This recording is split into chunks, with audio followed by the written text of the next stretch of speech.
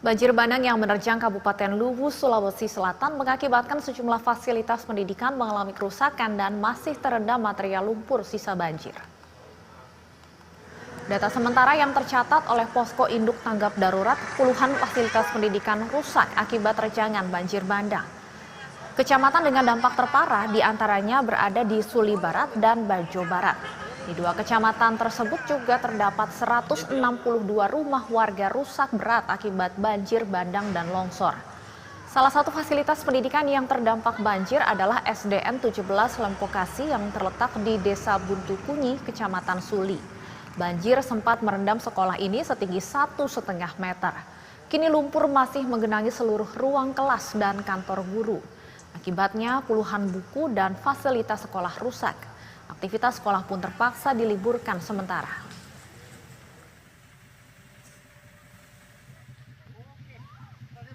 Pak, bagaimana kondisi sekolah Pak? Parah. Jadi apa ada yang rusak Pak di dalam? Parah. Semua itu perangkat pembelajaran ya, perangkat pembelajaran rusak semua. Ya. Kalau kondisinya saat ini Pak seperti apa? Ya, bangunan tidak rusak tapi bangku-bangku di dalam berantakan semua dan banyak yang patah-patah. Ini masih terendam lumpur ini Pak. Seperti apa ini? Terendam lumpur sekitar 20 cm dari lantai. Terus harapannya sama Ya, pemerintah pagar Pak ini? juga hanyut. Anak sekolah ini diliburkan Pak ya? Untuk sementara ya, katanya gurunya. Untuk mengetahui informasi terbaru dari banjir bandang yang melanda Sulawesi Selatan, kita terhubung dengan Kepala Pusat Data Informasi dan Komunikasi BNPB, Pak Abdul Muhari.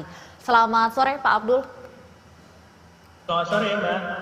Ya, Pak Abdul, apakah saat ini untuk banjir yang melanda wilayah Sulawesi Selatan sudah surut sepenuhnya, Pak, di semua wilayah? Baik, jadi untuk 6 kabupaten yang terdampak banjir pada 3 Mei lalu, itu secara umum banjir sudah surut, tetapi memang dampaknya khususnya di Kecamatan Latimojong, Suli Barat, dan Suli itu masih cukup banyak rumah penduduk yang terendam lumpur. Paling tidak kalau dalam data kami yang dilaporkan ke BNPB itu ada 4.103 unit rumah yang terdampak banjir bandang dan tanah longsor. Ini masih cukup sulit untuk dilakukan pembersihan karena dari 12 desa yang kami sebutkan terisolir, itu baru 1 desa yang bisa dijangkau melalui akses darat.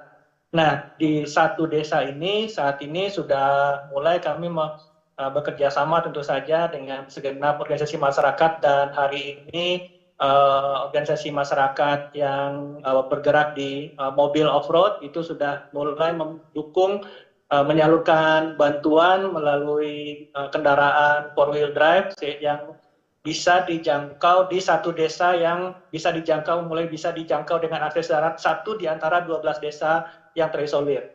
Nah, untuk desa lainnya, ini pengerjaan jembatan Beli yang sudah dimulai kemarin itu dipercepat, saat ini masih berjalan. Kita harapkan kalau kemarin kami menyampaikan 14 hari, progres per hari ini kami cukup optimis untuk menyebutkan mungkin dalam 10 hari ke depan jembatan darurat, jembatan Beli ini sudah mulai bisa difungsikan.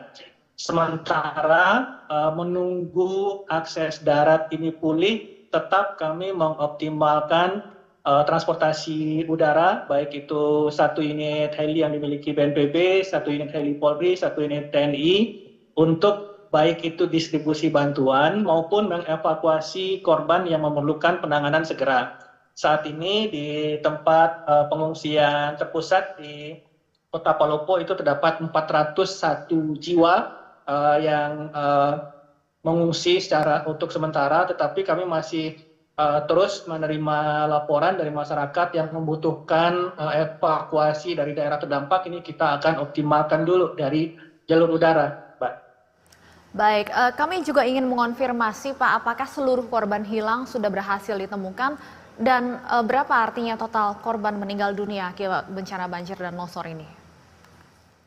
Untuk korban meninggal dari data identitas yang dilaporkan dan tercatat di Posdalok BNPB itu untuk Kecamatan Latimojong hingga saat ini ada 8 jiwa, kemudian di Suli Barat itu 4 jiwa, kemudian di Kecamatan Suli itu 1 jiwa.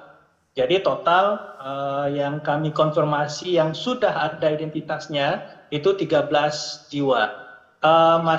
Kami masih mengkonfirmasi ulang ke posko utama apakah masih ada korban hilang yang akan dicari, karena untuk korban hilang sebelumnya ada 1 di Kecamatan Suli Barat yang kemudian 2 hari yang lalu sudah diketemukan dalam kondisi meninggal dunia. Nah, hingga saat ini tidak ada lagi korban hilang yang dilaporkan masyarakat, tapi tentu saja posko utama tetap membuka pengaduan jika ada anggota keluarga yang merasa belum bertemu dengan anggota keluarganya pasca bencana. Baik, semoga penanganan pasca banjir ini pun juga bisa berjalan dengan lancar. Terima kasih Kepala Pusat Data Informasi dan Komunikasi BNPB, Pak Abdul Muhari, sudah bergabung di Berita 1 Sore.